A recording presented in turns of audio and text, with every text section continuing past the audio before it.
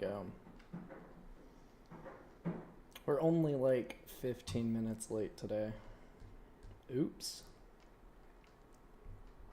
Sorry about that, guys. Let's see. Make sure all the streams are up. For wherever you want to join in, whether it be YouTube, Rumble, Kick, make sure you guys are dropping a like, sharing the stream today. Should be a good one. We've got plenty of stuff to cover. Make sure the sounds are off on all these. Should be plenty of interesting stories today, interesting topics. Yeah, just a lot today, actually. Let's see if we missed anything real quick.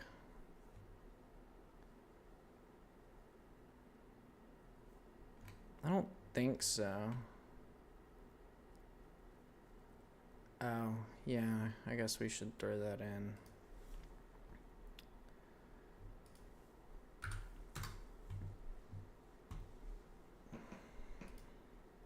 Sorry, I'm ill-prepared today, everyone, but I hope you all are having a good Wednesday.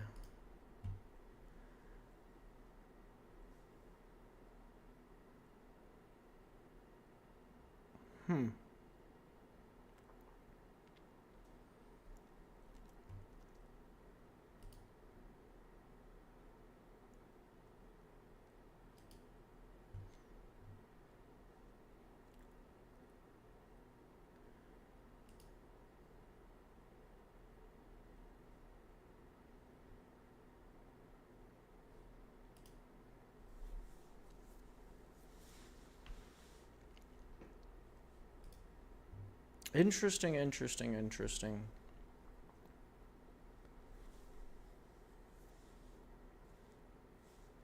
don't know, let's just jump into it, and then we'll look at these things at the end and see if anything else is worth adding on, because we do have a pretty long episode today, it seems. Yeah. We'll jump right into it. Today is Wednesday, April 15th, 2026. This is episode number 89 of Addressing the Issues. We'll start off with Happy Tax Day to everyone. Happy Tax Day to all of those that celebrate it in all its glory. I guess that means IRS workers and people that do taxes for a living. Besides that, I don't know who else celebrates it. Definitely not the average person, but, you know, happy tax day. I hope everybody is having fun with that. But we'll get into some tax day news. I guess before I start, if you haven't filed your taxes, you better do so, or the IRS will come and get you. They will snatch you up and take you to prison, which is probably not a fun place. Never heard anybody say I had a great experience in prison, so yeah. They'll bring guns to your door for not paying them. Kind of civil, honestly. The most civil thing in America. IRS agents with guns. The most civil story I've ever heard of. But yeah, we'll get into some tax news. So the average tax refund as of today is $3,462. This is up around $350 or 11.1% over last year. But it's also far short of the major selling point of the big beautiful bill, which claimed that you would receive $1,000 on average in tax returns. We're nowhere near that number. An extra $1,000. We're at $350. Well short. It's like, yes, $350 extra being returned is great. But don't sell us on $1,000 in returns and deliver us $350 with this all-encompassing big beautiful bill, which doesn't really look too beautiful today. It was sold as something and has delivered something entirely different, but what else is to be expected of the federal government? Notably that these current figures, the $350 on average, more than the years prior, likely doesn't include the highest earners or net worth individuals that have filed for tax extensions. You know, when you're not making too much money, it's not hard to get it all in. But then when you're dealing with all these tax codes and what you can and can write off, as millionaires and billionaires are known to do, they file for extensions, so maybe this number will increase. But it's probably still not going to reach the $1,000 mark for average increase in returns, believe it or not. I mean, the number is probably going to go up.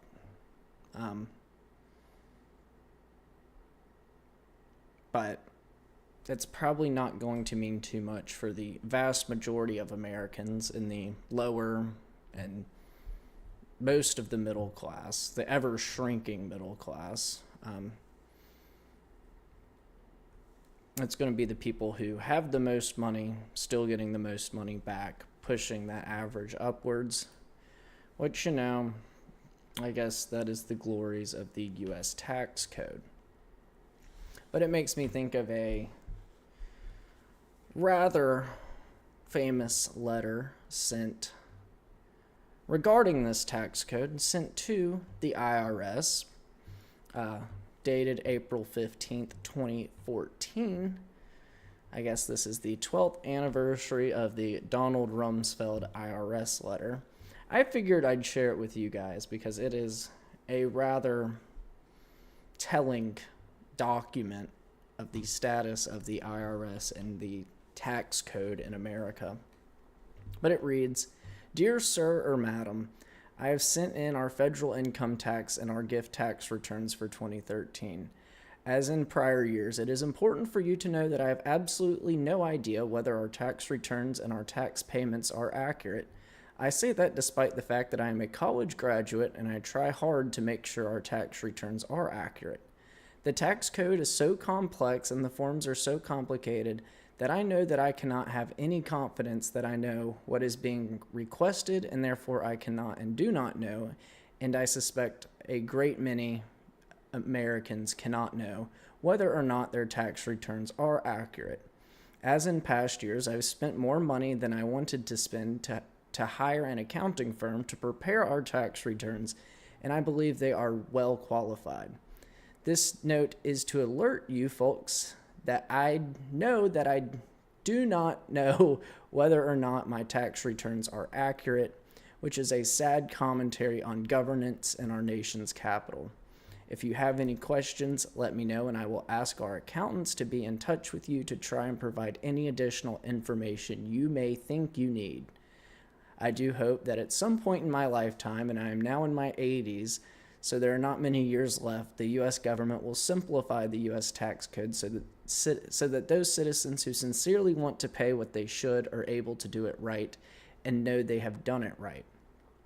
I should add that my wife of 59 years, also a college graduate, has signed our joint return, but she also knows that she does not have any idea whether or not our tax payments are accurate. Signed, Donald Rumsfeld, dated April 15th, 2014.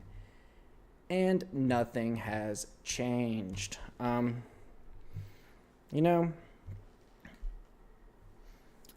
With how complicated it is, you'd think somebody who worked in the government for a number of years would be able to figure out what they needed to pay in taxes, yet even the people who work there have no idea. But let's go back to another historic moment in America, a true American moment related to taxes, in which a 2% tax made Americans so upset that they started a war and overthrew the British rule in American colonies. And now the lowest earners of America are paying 10% in taxes, well over that 2% that made everybody in the colonies extremely upset. And the highest earners reportedly pay 37%, and they still don't feel represented. And now you understand this sentiment around the tax boycott earlier this year. It's because people don't feel like their money is going to the right places. They don't feel like they have enough say in where this money goes. And I thought, let me put you through an exercise. Say that, imagine you didn't just have to write one nondescript check to the IRS this year, but instead you had to individually write every check to who and what this money's actually being spent on.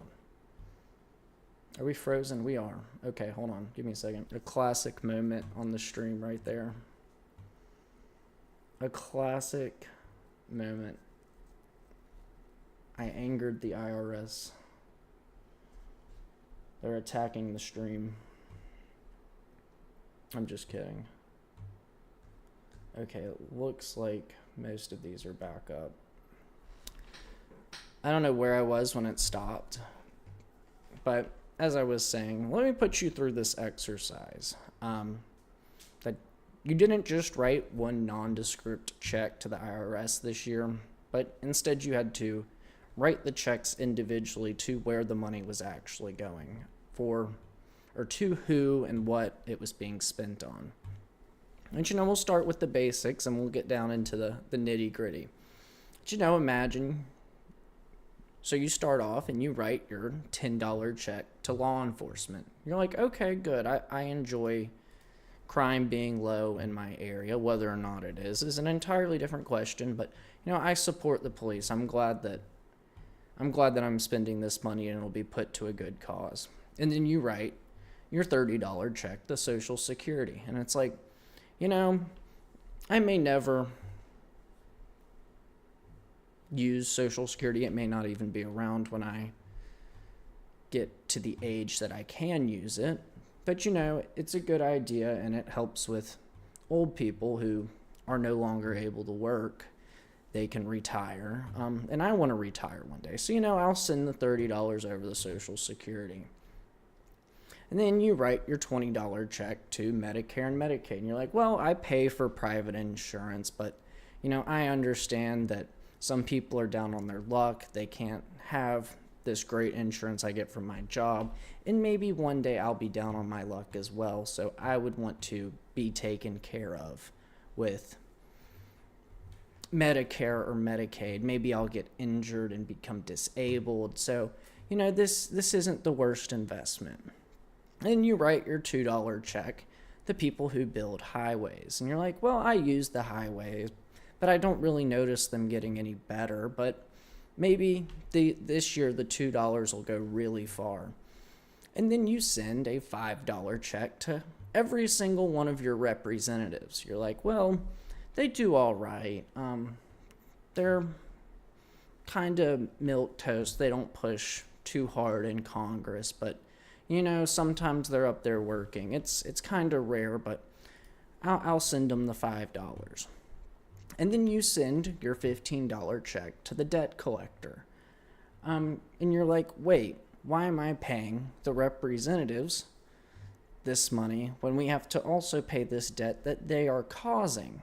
But you're like, you know what?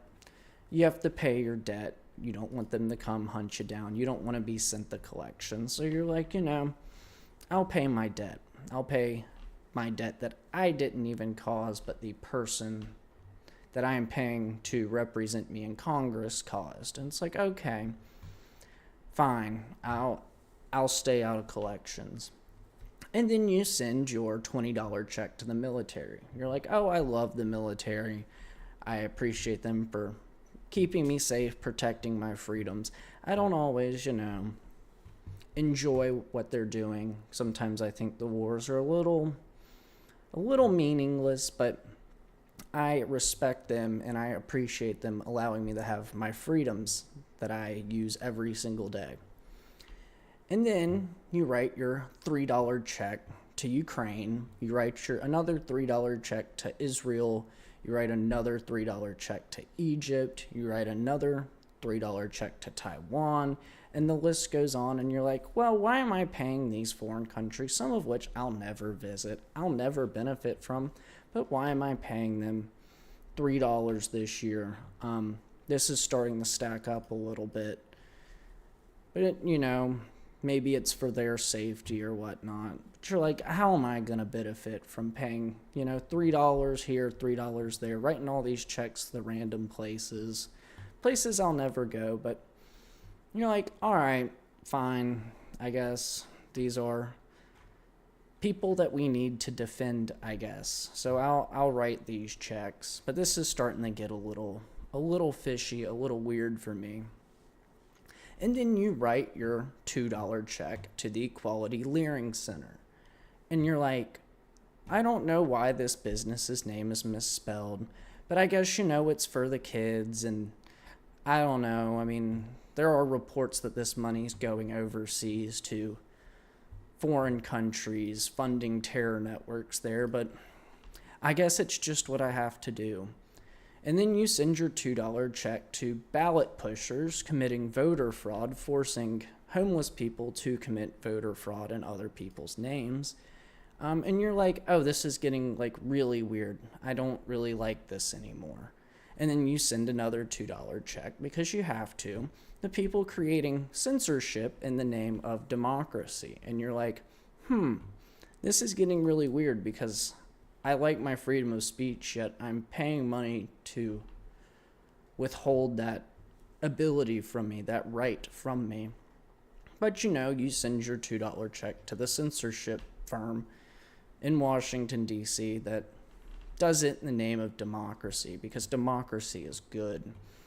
And then you write another $2 check, and this is used to subsidize a multi-million-dollar or $1 billion company that is bringing in H-1B workers to replace your working ability. They say, we need to bring these people in because the Americans that do these jobs just aren't good enough. And we're going to need this money to train these people when they get here to do the same job that you could do already, and you're feeling a little bit betrayed at this point. And then you send another $2 check, this time to an agency that's just going to spy on you. They're going to look through your text messages, listen to your phone calls, and now you're feeling like, why am I doing this? Why am I paying taxes? And throughout this whole process, you realize that basically none of this actually has a tangible impact on making my life better. You think, if the highways were getting better, maybe all of these other checks were worth it. Maybe if my quality of life was becoming better, all of these other checks would be worth it. But it never happens. Your life never gets any better, and the money gets more and more and more. And now you realize why people were calling for a tax boycott this year. Maybe the colonists had a point, that when they were raising the taxes over and over again, and it had no impact on improving their lives, but the tax rates kept increasing. They throw in the Stamp Act, they throw in the Townshend Acts, they throw in the Sugar Act, and then it reaches a point where they're not receiving anything from this, they're just paying into it. And that's kind of where we are right now. It's really unfortunate in this nation that we pay all these taxes, somewhere between 10 and 37%, and we are receiving less and less tangible impact, but the money we're sending the government keeps going up. And it makes you think, maybe more taxes never gets anybody more. You'd be much better spending the money on your own, but that's not how governments work, which is unfortunate. It truly is. I wish we could send money to what we thought would be good, as opposed to people telling us how we're going to spend it. And it's not really good, and we don't even know where it's going. I mean, if you actually had to send these checks out to everywhere that government money is going, you would be alarmed. You would truly be alarmed. nevertheless, that you'd send out probably 10,000 checks before April 15th every year. But you would be like, why am I sending money to this if it doesn't impact my life whatsoever?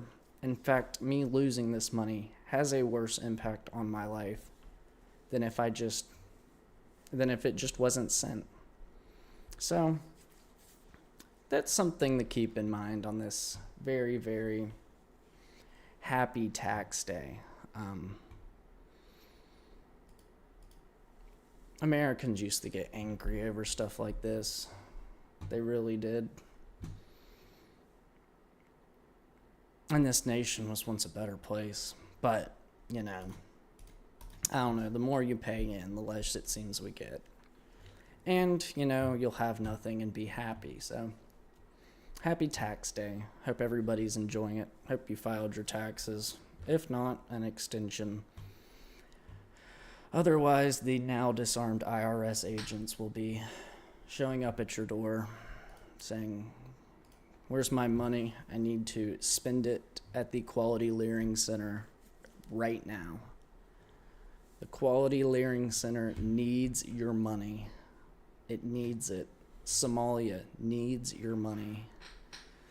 The censorship industrial complex needs your money. But we'll move on to another story developing today. I don't know if it's happened yet. I believe it's supposed to happen tonight, but apparently Congress is supposed to vote on an extension of FISA 702.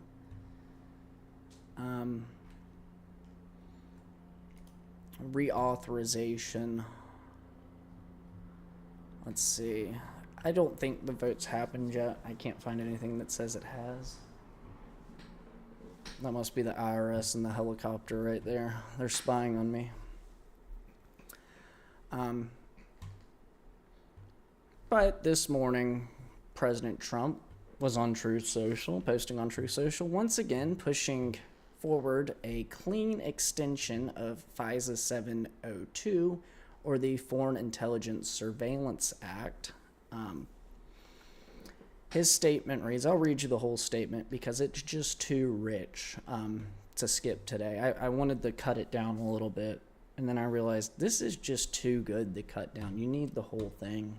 You need the whole thing. This is literature right here. It says, I am working very hard with our great speaker, Mike Johnson, along with Chairman Jim Jordan and Chairman Rick Crawford to get a clean extension of FISA 702 through the House of Representatives this week. I am asking Republicans to unify and vote together on the test vote to bring a clean bill to the floor. We need to stick together when this bill comes before the House Rules Committee today to keep it clean. When dirty cop James Comey, the failed head of the FBI, went after me, he was using FISA Title I, the domestic collection, not FISA 702, the foreign collection, which needs to be extended today. While parts of FISA were illegally and unfortunately used against me in the Democrats' disgraceful witch hunt and attack in the Russia hoax, and perhaps would be used against me in the future, I am willing to risk the giving up of my rights and privileges as a citizen for our great military and country. Our military patriots desperately need FISA 702, and it is one of the reasons we have had such tremendous success on the battlefield. I have spoken with many in our military who say FISA is necessary in order to protect our troops overseas, as well as our people here at home. From the threat of foreign terror attacks, it has already prevented many such attacks, and it is very important that it remain in full force and effect. Thank you for your attention to this matter, Donald J. Trump. I want to know which attack this has prevented, just the one, because I'm sitting here thinking, I'll take things that never happened for 500, Alex. I mean, I don't know. He's lost it. He's lost it. When you are promoting the spying on citizens, you've lost it. Because currently, in FISA Section 702, you can target someone abroad with the pure purpose of gaining access to the communications of someone in the United States. Essentially the exact same thing that happened in the Russia hoax. You go through someone else that gets someone else into the investigation, which is in the United States. I mean, this is beyond irony at this point. And it's also beyond irony because of statements President Trump has said in the past. Just 2 years and 5 days ago, President Trump said, "Kill FISA. It was illegally used against me and many others. They spied on my campaign." DJT. That was April 10th, 2024 on Truth Social. And then on Twitter, before he made his own social media platform that everybody on Earth uses, May 27th, 2020, he posted on Twitter, it says, "If the FISA bill is passed tonight on the House floor, I will quickly veto it. Our country has just suffered through the greatest political crime in its history. The massive abuse of FISA was a big part of it." And the irony repeats itself.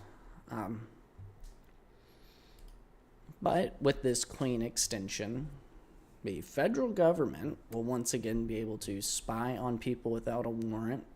They go overseas without a warrant, investigate communications of somebody.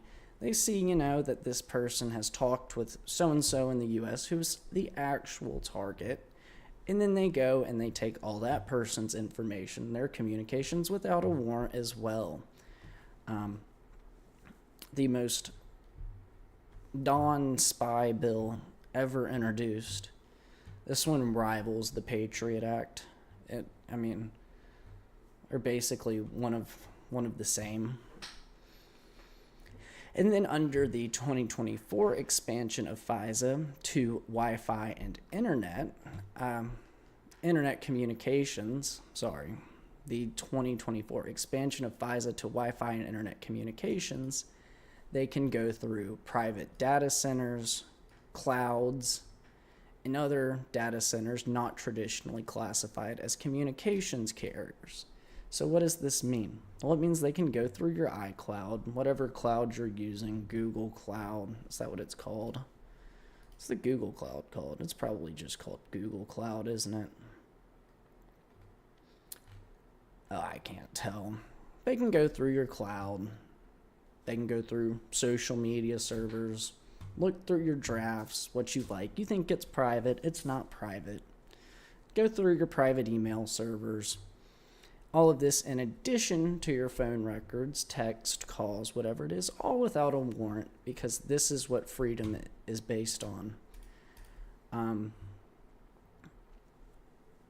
They need to amend this bill. It doesn't need to go through clean. This needs to be thoroughly amended in multiple different ways in which they can't use I'll call it the backdoor technique, the out of country circle technique to get somebody in America through somebody out of America using FISA Section 702. That part needs to be gone. This is complete overreach. Anybody that loves freedom cannot be okay with this going through the way it is, as it sits right now. It needed to be amended multiple different times. The 2024 increase in scope never should have happened. The first bill, FISA in general, never should have happened. But it's here, and they're saying, we want it the same way. And the way it is right now is completely broken. And I don't think the president understands that. He goes, "Oh, it was used on me, but it won't be used on me again this time." And who are you going to use it on? The people that you call low IQ? The people that you attack on a regular basis on your Truth Social, everybody's favorite social media?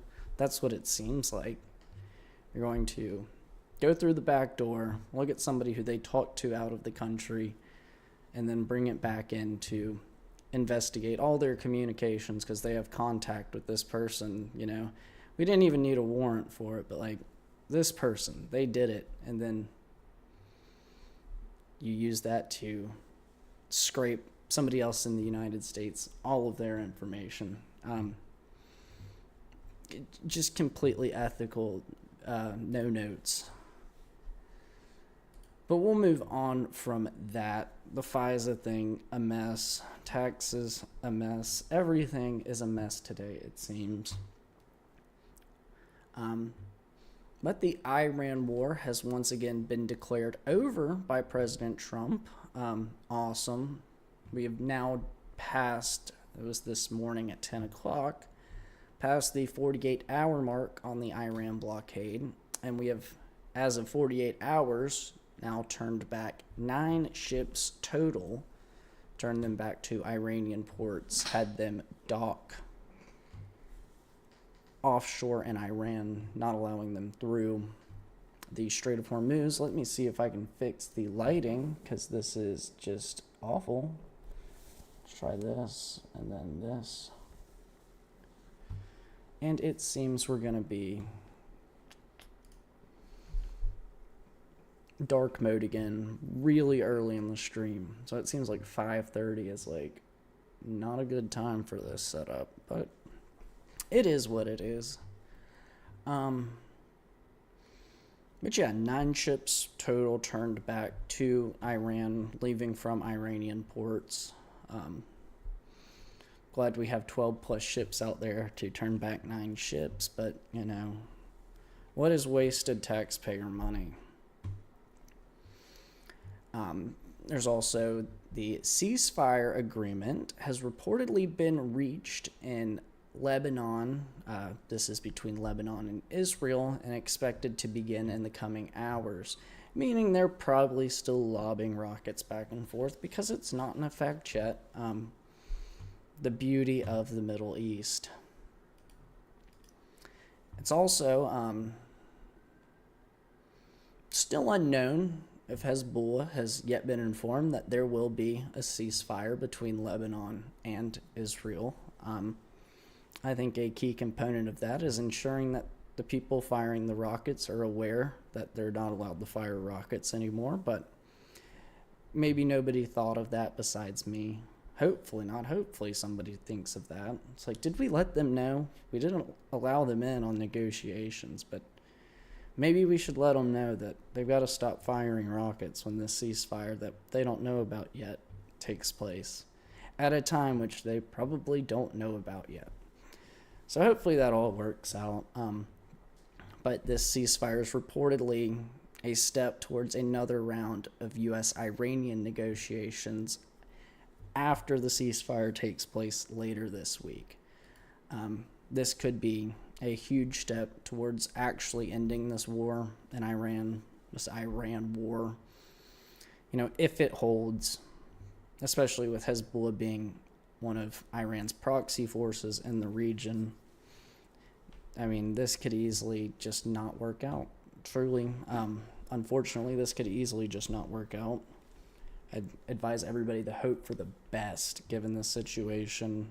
Hope that Iran tells Hezbollah, knock it off. That somehow Iran is informed. That Israel knocks it off as well.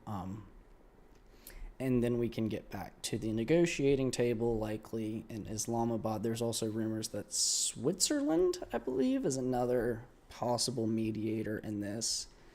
They may choose to roll with Switzerland as the next negotiating place. So, like I said, hopefully that all works out and we can end this, hopefully once and for all. I think that this will turn into some sort of Cold War between the U.S. and Iran, and it'll probably spark back up in a year. I'll give it probably less than a year, unless all of these key points can be reached and Iran does not feel like it has been neutered or betrayed by the U.S. and Israel. But I can see this. I mean, we find, some peace deal, nobody's happy with the results of it. And then tensions continue to get higher and higher in a Cold War, and where there is no kinetic conflict. It isn't what you would describe as a hot war. It is a Cold War between the U.S. and Iran, a completely asymmetric power. I mean, that would be a tragedy in American diplomacy if it does turn out that the U.S. is in a stalemate with a far inferior superpower. Not even a superpower, a far inferior.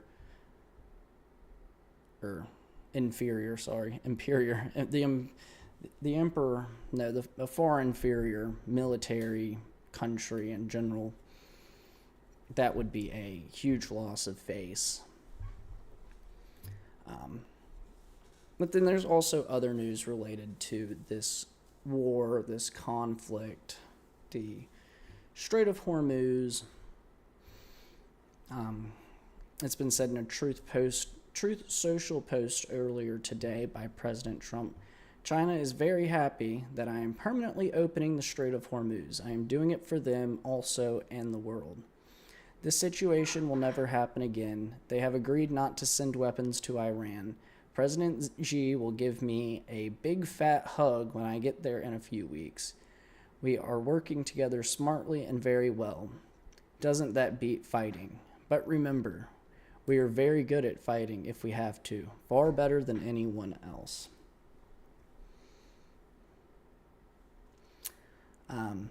This comes alongside reports that the Crown Prince of Saudi Arabia, Mohammed bin Salman, has also been pressuring President Trump to stop the blockade of Iranian ports. He's doing this for his own interest, but also for a greater interest, which I'll discuss now. This is due to rising concerns that Iran could call on the Houthis now to close the Red Sea and effectively paralyze not just Saudi Arabia's economy, but the economies of the region. And this would cripple another major international trade route, much more critical than that of the Strait of Hormuz, is the Red Sea. That's where the Suez Canal ends. You can go from the Mediterranean Sea to the Red Sea through the Suez Canal. If that gets stopped, you have to go around the tip of South Africa. Rather hazardous trade route in and of itself, but much, much longer than just cutting off Africa in general. It's a lot easier to go from the Mediterranean Sea to the Red Sea through the Suez Canal than it is to go all the way around Africa. Believe it or not, it's a little bit shorter, guys. I don't know that I needed to say it like that. Didn't mean to be condescending, but if the Red Sea is cut off with the threat of missile strikes, much like the Strait of Hormuz was previously, that's going to be a problem. It would cripple another huge energy transit point. Not just that, but also just stuff in general, whether it be food, whether it be steel, whatever it is. Both oil and just general commerce. But unfortunately, I'd just say unfortunately, there's currently no signs of the blockade stopping. A clip of a U.S. ship, this was posted to Central Command today, their X account. A clip of a U.S. ship broadcasting over marine VHF, that means very high frequency, radio length, channel 16, which is the channel internationally internationally used for hailing ships at sea, was posted today. Like I said, posted by United States Central Command. The broadcast said, "The U.S. has announced a formal blockade of Iranian ports and coastal areas. This is a legal action. All vessels are advised to immediately return to port if leaving and discontinue transit to Iran if that is your next port of call. Do not attempt to breach the blockade. Vessels will be boarded for interdiction and seizure transiting to or from an Iranian port. Turn around or prepare to be boarded. If you do not comply with this blockade, we will use force. The whole of the United States Navy is ready to force compliance. Out." A little bit of an ominous warning for, well, it's clear. It's rather clear what's going to happen if you try to run the blockade, but a little bit ominous for your average naval merchant. They probably don't like the sound of that. Say, "Oh, I was heading to Iran, but I can't go there anymore. Where do I go? I don't know. I'm not the one to tell you. I'm stuck in an Iranian port, and they might be going back into war. What do I do?" You just stay there. Just stay there. Otherwise, you're going to be boarded. Your stuff's going to be seized by the U.S. military. They'll use force if they have to. We may sink your merchant vessel, but that's the game we're playing these days. And then alongside this claim that China is now happy that the Strait of Hormuz is open, like I've said multiple times, Asia is one of the big importers of Middle Eastern oil. A lot of it goes from Iran to China. There's reports that China's been posturing up. This is alongside that they have been supplying weaponry to Iran during this conflict, around the time of this conflict, and also providing them satellite imagery that has been used by Iran to target U.S. bases. Not very friendly of China towards the U.S., but they're very happy now that the Strait of Hormuz is opened up, reportedly. In fact, so happy that on Monday they began putting up barbed wire around their embassy in Washington, D.C., because every time your neighbor puts up barbed wire, it means that they are very happy. That's a sign of affection to their surroundings. They just throw up barbed wire on the perimeter. Very, very happy people do that. Never seen one of my neighbors throw up barbed wire around their house, but if they did, I'd be like, they're probably not too happy with something. Or, it's like Ruby Ridge or something. They're going like full Ruby Ridge over there. And even in that case, they're not happy with something. So, yeah. Apparently they're not too happy. Especially targeting data for U.S. bases, barbed wire around the perimeter, supplying Iran with missiles, making threats to the U.S. But they're happy now that the Strait of Hormuz is open. Trust me. On the other side of this satellite news, Iran has also been seen on U.S. satellites beginning to dig out its underground missile bases all throughout the country. They're doing this with heavy equipment. These entrances have been bombed out, covered in rubble, yet Iran is now using this ceasefire as time to dig them out in, I guess, preparation that this war could continue in the future. We've got some other, random military tidbits throughout, or recently. There's reports that the U.S. will be pulling out of the Kasrak base in northeast Syria. They've been occupying it for, I believe it was 11 years. If I'm not mistaken, I can probably find that somewhere. Yeah. They've been occupying that base for 11 years. We are now leaving. Whether this is related to the negotiations is kind of up in the air. They were allegedly supposed to have left already, but missile and drone strikes during the Iran war kind of put that on hold. It's now saying that they are now pulling out. I believe that was in the before dawn hours this morning.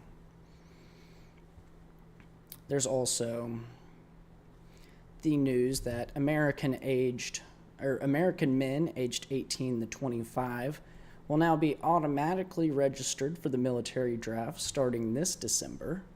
This is a part of the National Defense Authorization Act of 2026, signed by President Trump, meaning you no longer have to worry, if you're an American male, about filling out your selective service card. They'll do it for you. So if they need to do a draft, it'll be ready. It'll be sitting there already. I filled out mine when I turned, actually, before I turned 18. I think it went into effect when I did turn 18, but yeah, I've already done it. I'm almost out, so thank goodness. But there's no more saying, "Oh, I forgot to fill it out." They've got your information. They'll do it for you. So in case they need you, it's already done. Rather comforting with all these rumors that a draft will be instated for the U.S. military. I don't think we need that. We have plenty of volunteers, and we'll have plenty more volunteers in what Americans consider a just war. But forcing people to invade Iran for the benefit of another country isn't going to get recruitment numbers up. It just isn't. I'm sorry. I've had plenty of conversations with people about that. It's like, I'm not against being in the military, but only if it benefits America. I'm not joining the U.S. military to serve another nation. And that sentiment has been echoed in the military, according to reports as well. So, what else is going on with the military? So, in this video released today, I believe it was by the U.S. Army, they have officially named the new long-range assault aircraft. It's called the MV-75. It's a two-wing tilt-rotor jet. First flew in 2017. It's also known as the V-280. But this is part of the U.S. Army's Future Vertical Lift program. They've released the name of the production version of this MV-75. It's called the Cheyenne II, which is set to replace the UH-60 Black Hawk in vertical lift operations. Huge tilt rotor jet.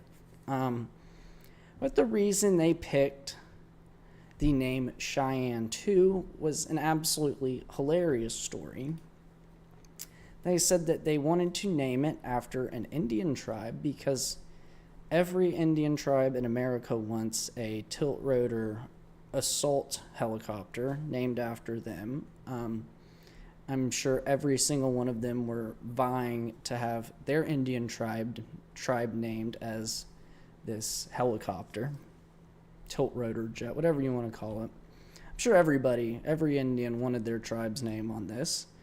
But they picked the Cheyenne because it was claimed that the style of attack of this tilt rotor jet reminded them of the style of warfare waged by the Cheyenne Indians. And I was, when I saw this, I was just like, whoa, what are y'all doing? I don't know who made this decision.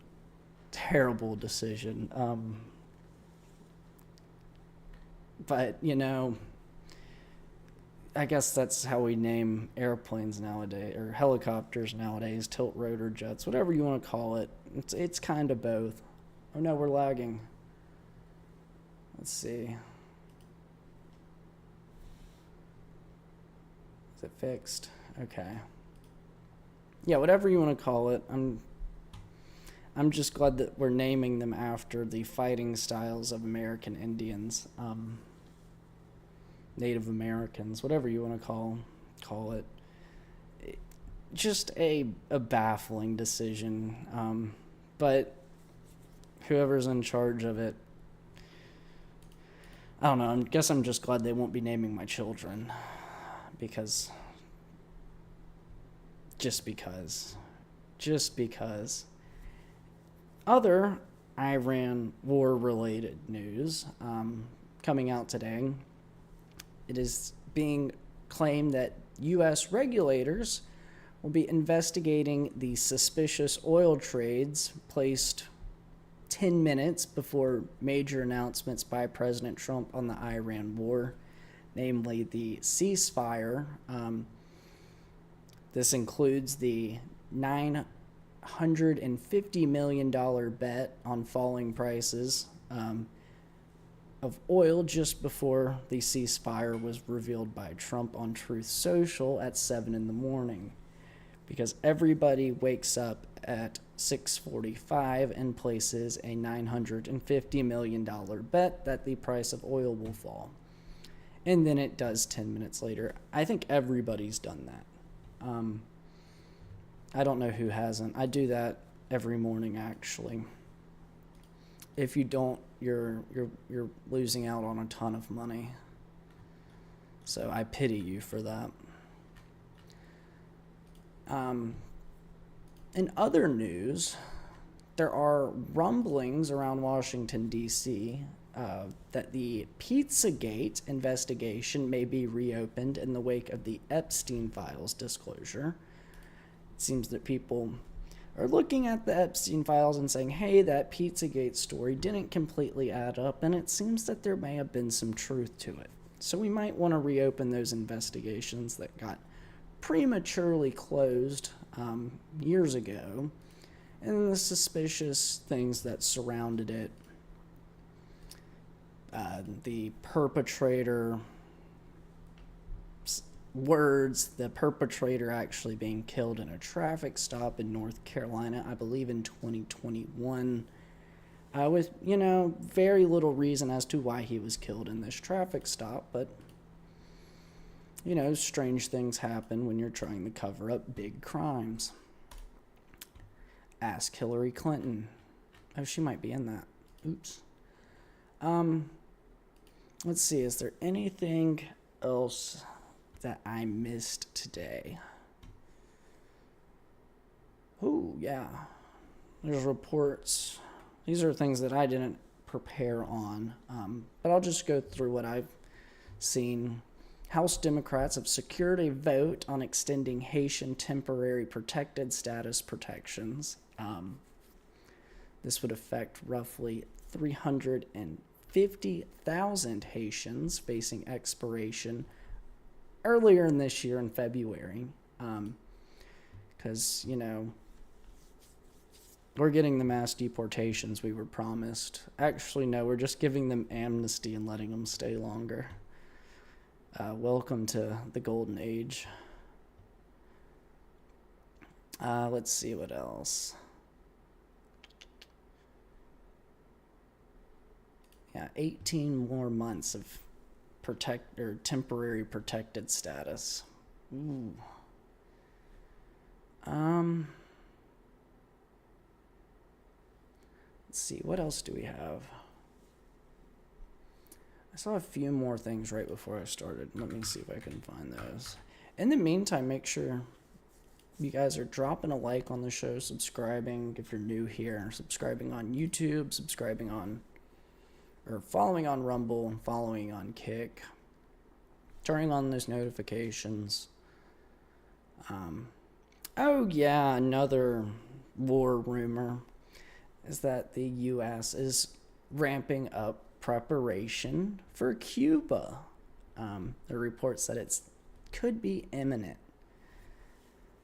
There's been lots of rumors, lots of talks from Trump that he wants to free Cuba and probably make Cuba great again or something crazy. But it seems that now that Iran may be winding down, Cuba is coming to the head, coming to the forefront of pertinent American issues, is invading Cuba, possibly overthrowing the government there. Maybe a Venezuela-style thing where you arrest the president and you install a puppet. I wouldn't be surprised if that happens with this whole Cuba thing. But yes, this is now the newest, most important issue in America is Cuba. Invading, controlling Cuba. They do have some rare earth minerals and stuff. We love the rare earths, don't we, President Trump? Also, I've heard it looks like you could make something out of it into a resort destination. I wouldn't go there right now. It looks like a bombed out third world country just due to the neglect of the infrastructure there. You can find that online. They have a Cuban version of Google Maps where people on the island take pictures and videos and post them online at their own risk. They could definitely be put in a political prison for doing so, but they just want to show the status of what's going on there.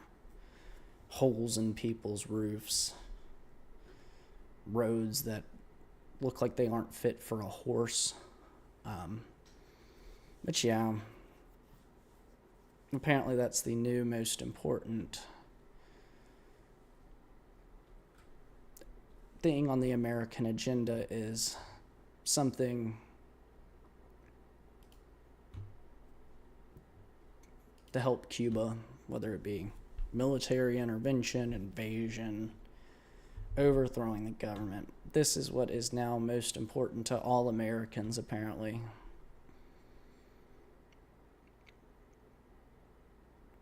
Maybe all the people in Miami, but beyond that, like, not many others. We're like kind of poor here, guys. Let's see, is there anything else? We'll move into this at the end. So we're going to get into the good news, but before we get into that segment, after all of the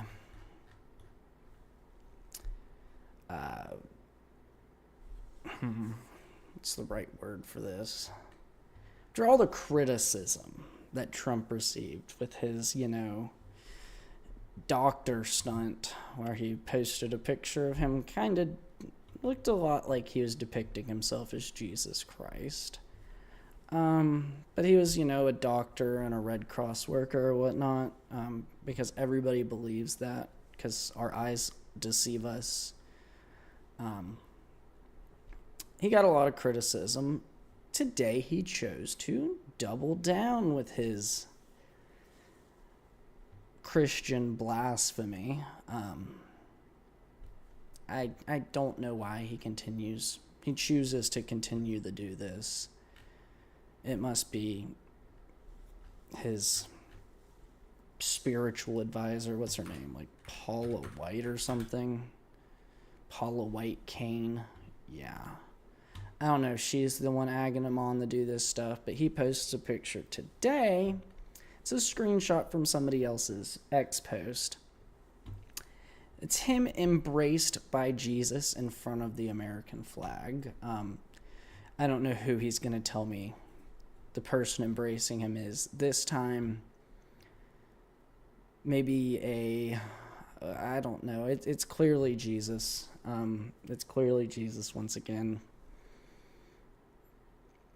I'm trying to come up with something on the fly, but it's just Jesus. I mean, that is what people draw Jesus to look like.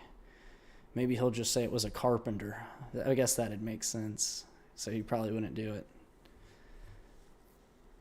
But it's a picture of Trump being embraced by Jesus, and it says, "I was never a very religious man, but it doesn't seem, with all these satanic, demonic, child-sacrificing monsters being exposed, that God might be playing his Trump card."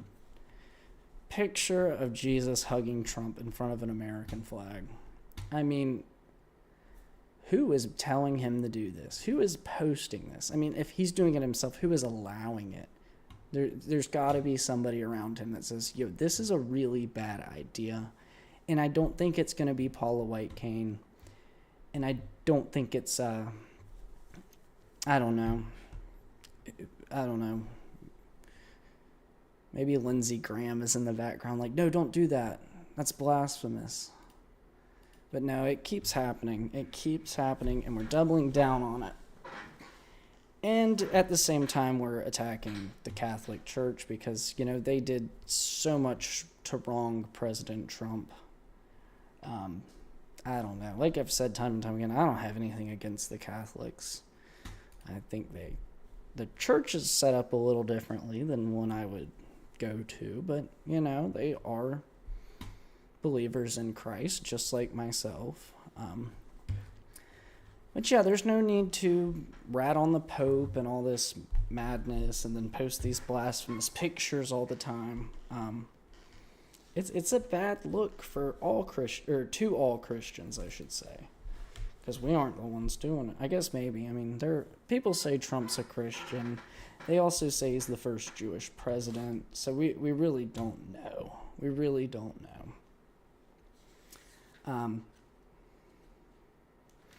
Yeah, something just needs to change with that. But I was going through trying to pick something for today, a verse for today. I asked yesterday if somebody'd send me one that they wanted me to go through. Nobody did. But you have that opportunity once again today. If not, I'll just, try and pick one that I find relevant to what's going on with the news. So, because this is the most relevant book of all time for any situation. It's the only way to get out of this earth is through Jesus Christ himself. But I determined a story from the Bible that is relevant to what's going on with President Trump, I feel like, especially with that picture, is Matthew 8:28. This is the story of when Jesus heals two demon-possessed men. We need a few more than just two to be healed surrounding the White House, but maybe they could start with President Trump, hopefully. But it says, it's talking when Jesus, so it says, when he arrived at the other side in the region of Gadarnus, two demon-possessed men coming from the tombs met him. They were so violent that no one could pass that way. What do you want with us, Son of God? They shouted. Have you come here to torture us before the appointed time? Some distance from them, a large herd of pigs was feeding. The demons begged Jesus, if you drive us out, send us into the herd of pigs. He said to them, go. So they came out and went into the pigs, and the whole herd rushed down the steep bank into the lake and died in the water. Those tending the pigs ran off, went into the town, and reported all this, including what had happened to the demon-possessed men. Then the whole town went out to meet Jesus. When they saw him, they pleaded with him to leave their region.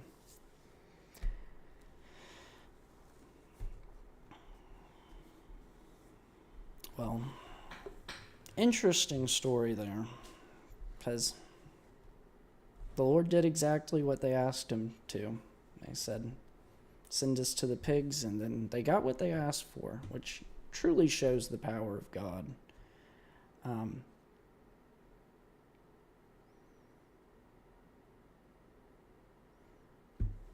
But I thought this was relevant because we need President Trump to,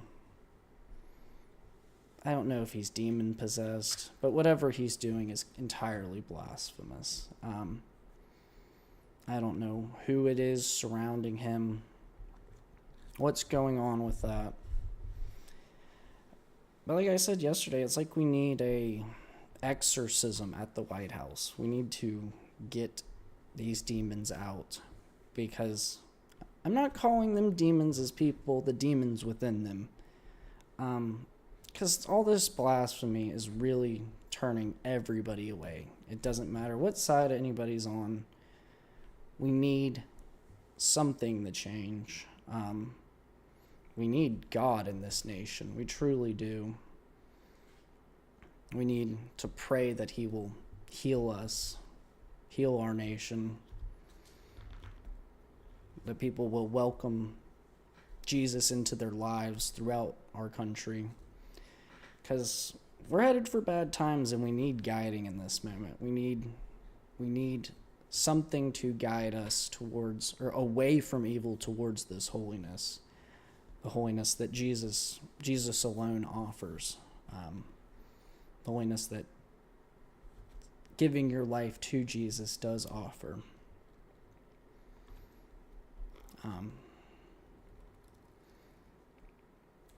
And Jesus can cast away those demons in your life. He also will do what you ask, even if it's a really bad idea. It's like people say, don't ask God to smite you. He may actually do it, because he's the one power that does, the one that truly does have that power, I guess I should say. But in the same sense, we can ask him to heal us, and he has that power as well. And I hope everybody that watches this show will ask Jesus to come into their life to get the demons out of them, heal them, make them whole, and then in turn, or at the end, offer them the forever that is promised in the Bible, to live with God in heaven, with God and Jesus in heaven forever. It's the only way you ever get out of this place. Well, I guess there's two ways. The only way to get out, in a good sense, is heaven. I guess there's always hell, but I wouldn't wish that upon anyone. I hope that everybody would turn their life to Jesus, and I think it would make this earth a lot more like heaven as well, as opposed to seemingly the hell we're all going through every single day. The earth is flawed. It is, in a sense, doomed, but there is a way. There is a way out, a way to have a forever, a way to have eternal life, and that is accepting Jesus as your Savior. And when you do that, the doors to heaven are opened for you. But yeah, we all have demons, truly, telling us to do terrible things. Not always terrible, just bad things, wronging others, whatever it is. But we can ask Jesus to free us from those, to get the demons out of us. And doing that, you also ask him for forgiveness for your sins, what you have done, and accepting him as your Savior, the one who died on the cross for you and rose again 3 days later. That's what we have for today. I hope everybody that watches this show will consider it, at least. Consider giving your life to Jesus. Consider accepting him as your Lord and Savior. Taking that next step, whether it be going to church the first time, you're on the fence of whether you want to give your life to Christ, finally accepting him as your Savior. And then, after you've done that, there's still the question of, do you listen to him? Do you listen to his teachings? Do you listen to what he tells you? And if you're that person, I would ask that you listen, you open your ears. And taking these steps, you'll live a better, more prosperous life. Like I said, that's all we have for today. Happy tax day. Hope everybody did their taxes. If you haven't, you're probably screwed at this point. Hate to break it to you. But you can still like the episode. You can still subscribe on YouTube, follow on Kick, and follow on Rumble, even if you didn't do your taxes. I don't know if you'll be able to watch the show in prison, but I've heard people are able to sneak in cell phones these days. So, if you're in prison, we'll still be live at 4:45 on the weekdays. Yeah, just don't deal with that. Just do your taxes. Heard prison's a bad place. Anything else before we go? Make sure you guys are sharing the channel, sharing the episode. Today was a pretty good one. Share it with somebody, friend, colleague. Maybe not a colleague, maybe a colleague. Depends on how close you are with them. If you're like buddy as a colleague, yeah, you can probably do it. But maybe not your boss if like they're a raging liberal. Like probably not a good idea. Or maybe it's a really good idea and you should do it anyways. I'm not sure. I'm not going to make that assumption for you, but maybe a colleague, family member, friend, somebody. I'd really appreciate that. But what I appreciate most is you guys that stick around to the end of the show every single day, hanging out with me, hanging out in the chat. Let's see, is there any comments? Sometimes people comment instead of use the live chat, which really confuses me when the live chat is like the first thing that pops up and you have to close it to get to the comments. I don't know. I'm not judging you guys. It's like I'm just confused. But yeah, I appreciate you guys that stick around, people that do share the show, people that like the show every single day, stop by every single day. I appreciate all of you and all you guys do for me and helping me grow this channel. But that's it for today. I don't know if we have any programming notes. I think we may be around till the end of the week. I'm still not even sure. Truly, I'm not even sure. So we'll have to play Friday by ear. I have a meeting that day as well, so that could impact things a little bit with the show. But, you know, Friday's up in the air, but I should be here tomorrow, at least to my understanding currently. And if, you know, I don't go live, sorry about it. I had bigger fish to fry, it seems. Just assume that. Assume that. Well, I mean, don't assume it. It's the truth. It's the truth. But you guys are really important to me. But we'll sign off here. To my people on the East Coast, I hope you get home safe. To my people further west, I hope you finish up your workday strong and get home safe as well. Hopefully you filed your taxes. If not, you know, you have like a little under 6 hours to ask for an extension. So do that and don't end up watching the stream in prison. I'll talk to you guys very, very soon.